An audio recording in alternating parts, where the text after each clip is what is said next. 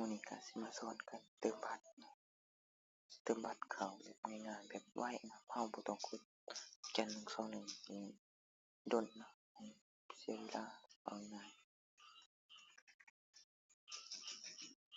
เนาะเติมผ่าน QR code เนาะ QR code บางคนบ่ฮู้เนาะหมายความว่าจังได๋ QR code เป็นรหัสเนาะเป็นรหัสตัวเลข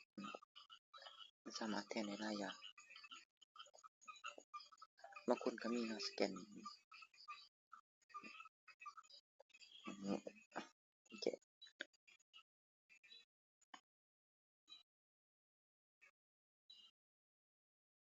ต้องให้มันแจ้งนะ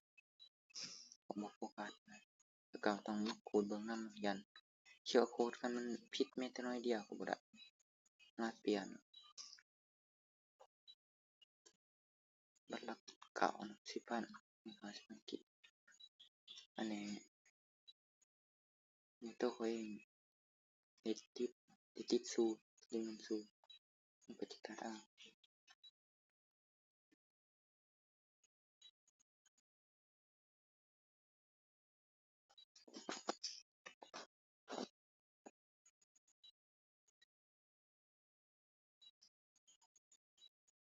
เพื่อคนสิบ่รู้เนาะถ้าคนรู้แล้วก็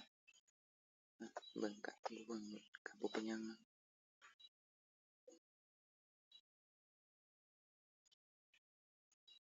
สำหรับการเติม